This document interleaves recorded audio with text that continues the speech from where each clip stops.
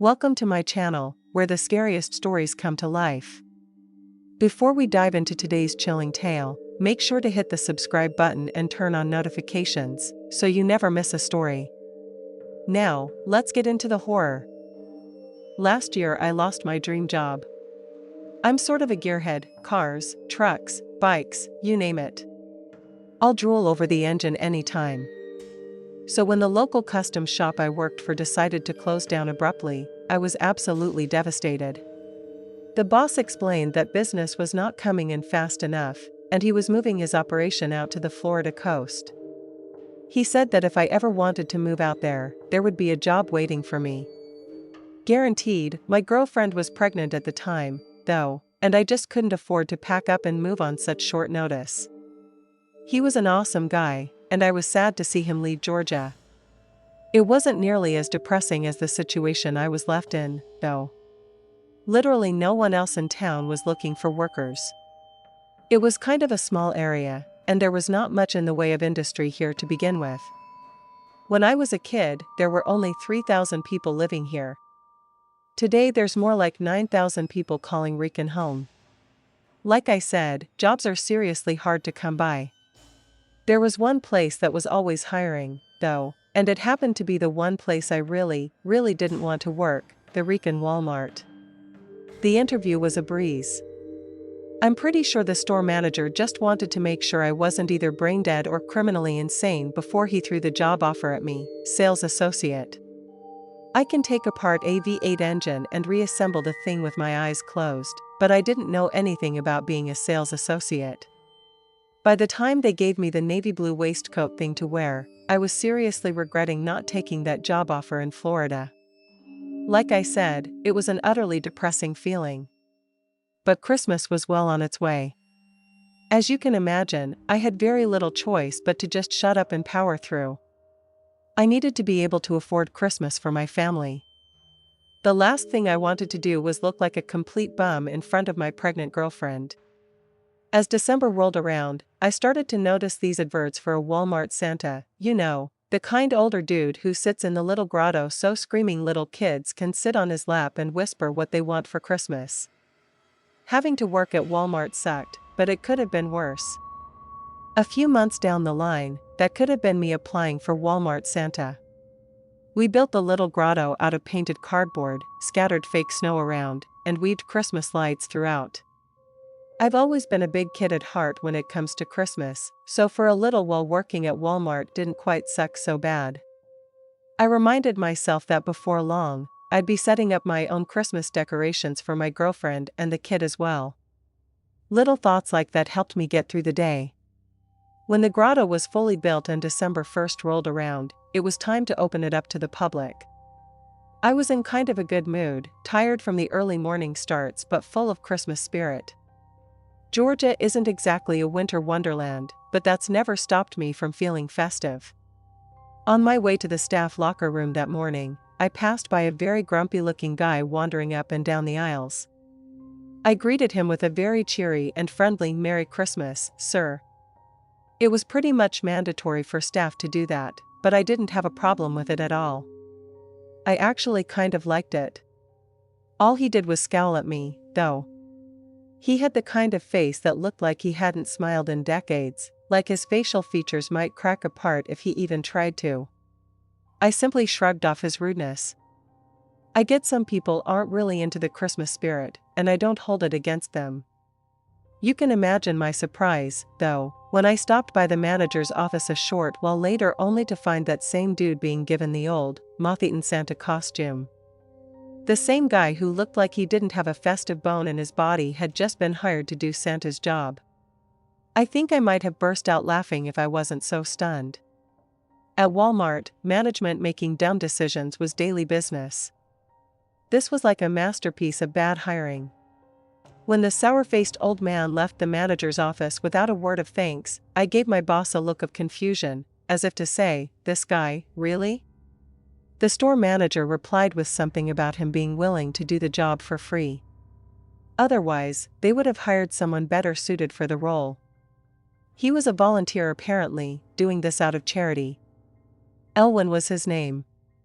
No wonder the guy was in such a terrible mood all the time. Poor guy's parents gave him a dumb name. As you can imagine, the guy sucked at his job. He wasn't festive or cheerful. In fact, I'm pretty sure he upset quite a few kids, whose parents soon began to make complaints to management. Our manager didn't care at all, of course, as long as his costs were brought down. He didn't even care if the fake Santa made kids cry. What really confused me, though, was that this Elwyn guy obviously really didn't like kids. In fact, he was so bad at dealing with them I wondered if he hated them or something. I wondered if he even had any of his own. Why would someone want to be a Walmart Santa if they despise the idea of being around kids all day, especially doing that for literally no pay?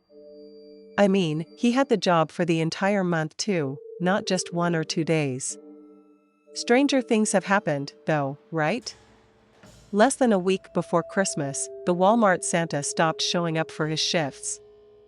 We panicked at first, since the other fake Santa we'd hired wasn't willing to work any more than he was contracted.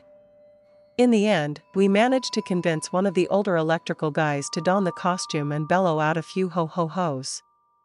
He was actually a dramatic improvement on that Elwyn guy.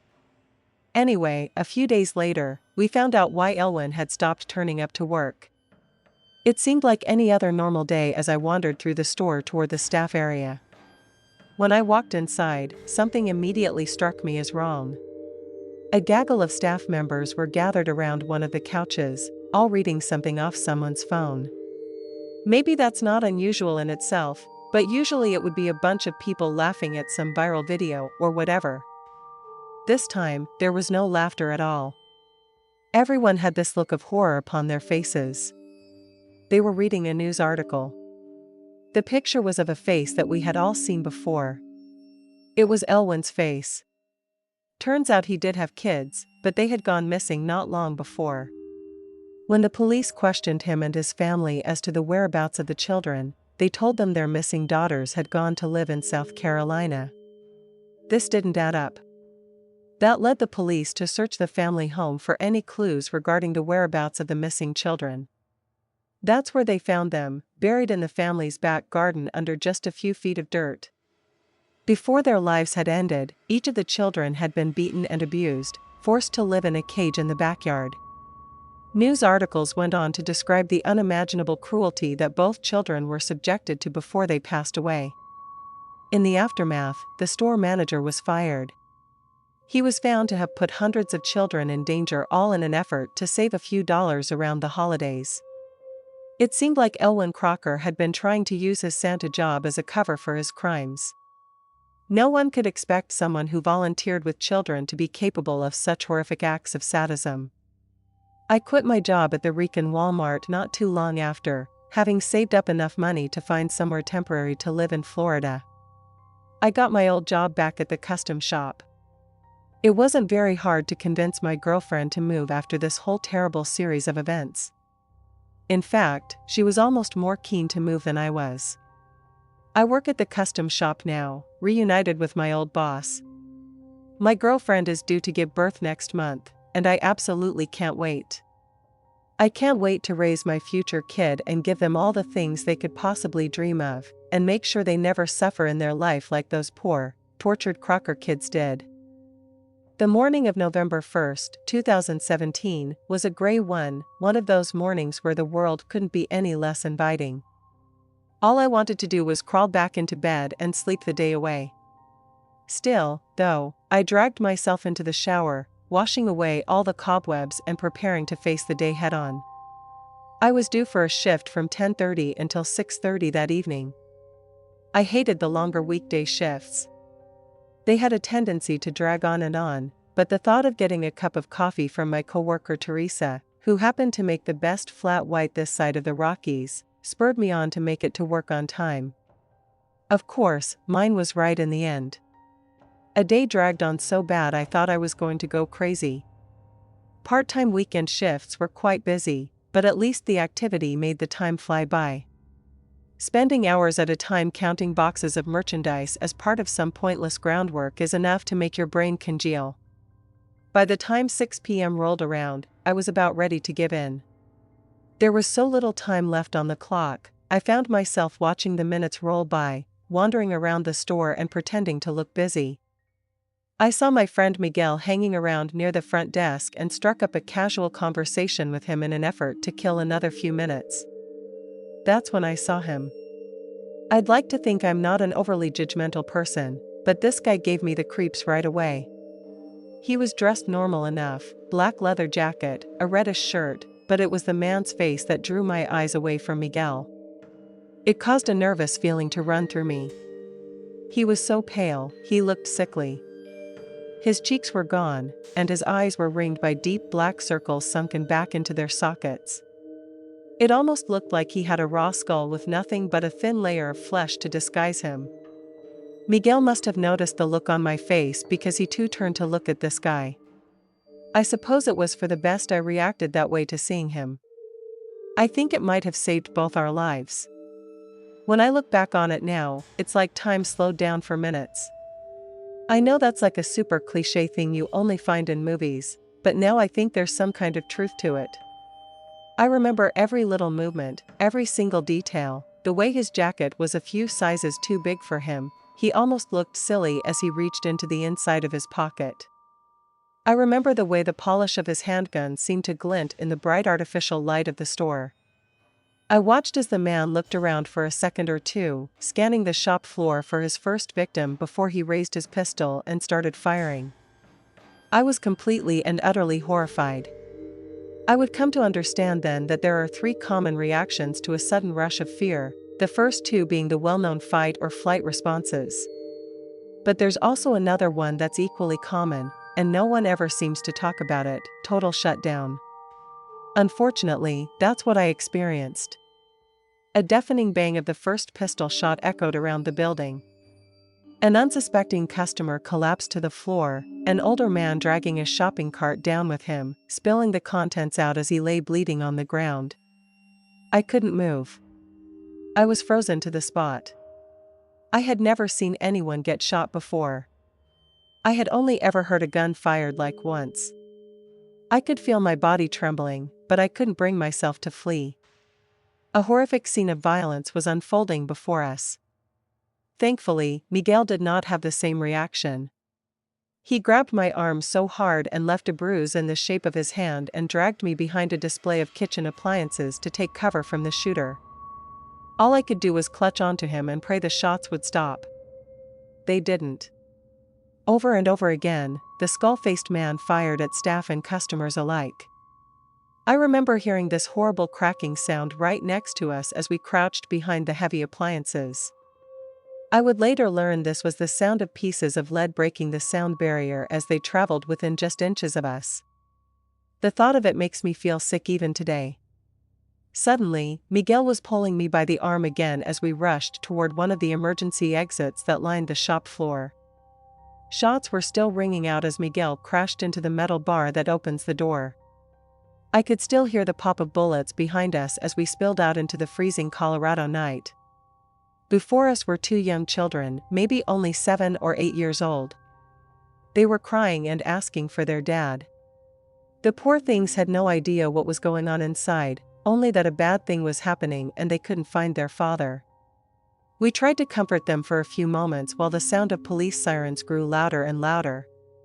Eventually, the parking lot was awash with blue flashing lights of cop cars and other emergency vehicles. We did reunite the kids with their father, and he openly wept as he thanked us for finding his children. Miguel was struggling to hold back tears, but I had completely broken down by that point. Many people had. In the aftermath of this shooting, a 48-year-old man named Scott Ostrom was arrested and charged with 3 counts of first-degree murder. Ostrom was handed 3 life sentences for the 3 people he'd shot and killed, plus 48 years for the other victims that were lucky enough to have survived. During the sentencing, the presiding judge said the killer had a black and malignant heart, fatally bent on spreading fear, misery, and death. It was also brought up that Ostrom's sister said he had never been the same since trying LSD in the 80s. No other motives were given for his crimes. I quit my job at Walmart and went to therapy for a while after the shootings. I felt a lot of survivor's guilt at first, wondering why Ostrom hadn't chosen me as his first victim. Why did those other people have to suffer the way they did when I was right there?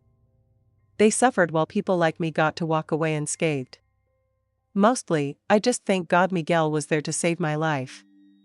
Life is a very precious and fragile thing that can be snuffed out in an instant. So I try to live life as full as I can now, if not for myself, then for the people who were innocently shopping that day, unaware they would never see their loved ones again.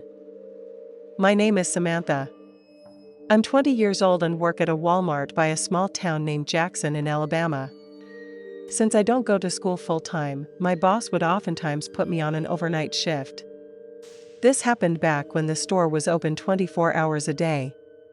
Given that it was a supercenter, there would still be a number of employees working my shift. This one particular night, I got a 10 p.m. to 7 a.m. shift, and I was one of the only employees doing stock work there. There were one or two other employees at the registers up front. Given that our store sits in the countryside of Alabama, we didn't exactly get much business at these insane hours of the night. It was, however, a primary stocking period.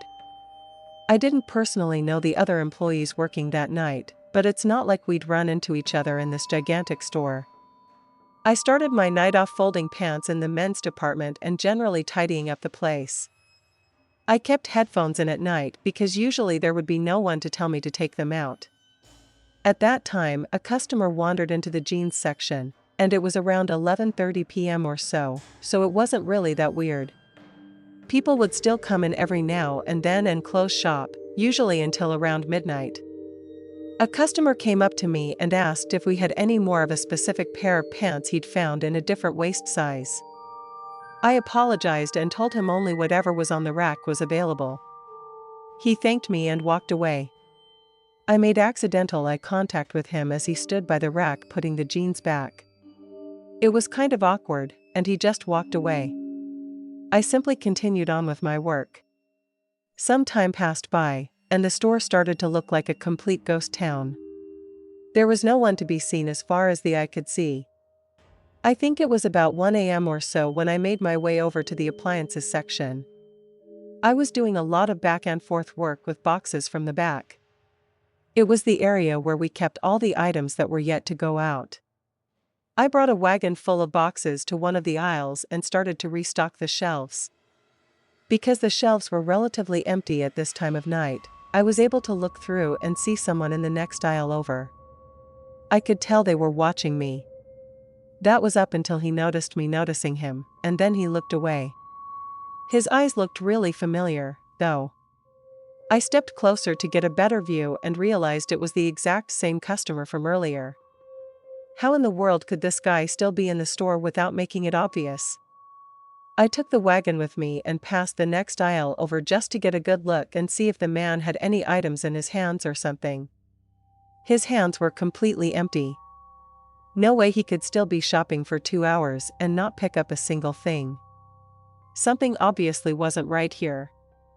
I quickly finished up restocking the shelf with coffee machines and other appliances, then brought the empty wagon to the back area. I chilled out in there for a while because, quite frankly, I felt like that guy may have been following me or watching me longer than I'd realized. I played on my phone for a little while in the employee lounge. I figured it was about time to get back to work and decided I would do some grocery work instead just to be in a different part of the store. I went into the dairy cooler and filled a bunch of crates with dairy products like milk and yogurt. This took a lot of time because I had to individually check the dates on each product. Over the loud sound of the giant refrigerators keeping the cooler cold, I heard the door to the dairy cooler burst open. There was conveniently a gap in the boxes sitting on one of the pallets that allowed me to peek through to the door of the cooler. It was that same customer. I ran to cover under one of the shelves and pushed a big box of eggs in front of me. I didn't really have to worry about making noise because the refrigerators were so loud on their own. For anyone wondering why I decided to hide, well, I already assumed this guy was hanging around the store watching me. Seeing him in the employees-only section, never mind that he was coming into the dairy cooler, something bad was definitely about to go down. I hid behind that box with my head down for the longest time, expecting to hear the doors of the cooler open and close. Eventually, after a while of hiding and not hearing anything, I assumed maybe he left. I lifted my head from my arms for the first time and looked up in front of the box. I screamed. He was right there, smiling at me, standing over me. His smile vanished as soon as I started to scream.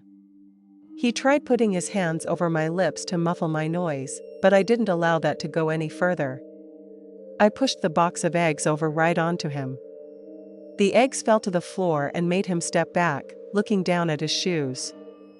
I ran right past him, but he didn't attempt to grab me. I continued to run until I found another stock worker and told him to help me. The employee's name was Bob, I remember from his name tag. Suddenly, the man from the dairy cooler came up to the two of us and apologized, explaining he was from corporate and was coming to make sure everything was running smoothly. He said he didn't mean to scare me and was simply checking up on me in the dairy cooler to make sure I wasn't slacking off. This Bob guy seemed to really believe it all, but then again, he didn't seem a very smart sort. I asked the man then why he'd put his hand over my mouth. He said he was trying to avoid making a scene. Then he shockingly gave me the order to finish up the appliance section and disappeared as he speed-walked away down the aisle. Before he left, I called out, "What's your name?" and he called back, "Tom." Just like that, he was gone. The next day, I called one of the managers and asked if there was supposed to be a visit from corporate that night and if a creepy man named Tom sounded familiar. My manager, Margaret, said it sounded like complete horseshit. There was no record of anyone from corporate named Tom who was supposed to come visit that night, nor would anyone from corporate ever be in the store at 2 a.m. They went ahead and checked the camera footage. A police report was filed when they realized this was a random man. The cameras proved this man had been stalking me between the aisles for the better part of the first few hours of my shift. I told Margaret I couldn't do night shifts anymore after that, and she understood. I still work there, but more so as a day stock person or a cashier now. Thanks for sticking around till the end. If you enjoyed the story, don't forget to give the video a like and leave a comment with your thoughts. And if you haven't already, hit that subscribe button and turn on notifications so you never miss a terrifying tale. See you in the next one.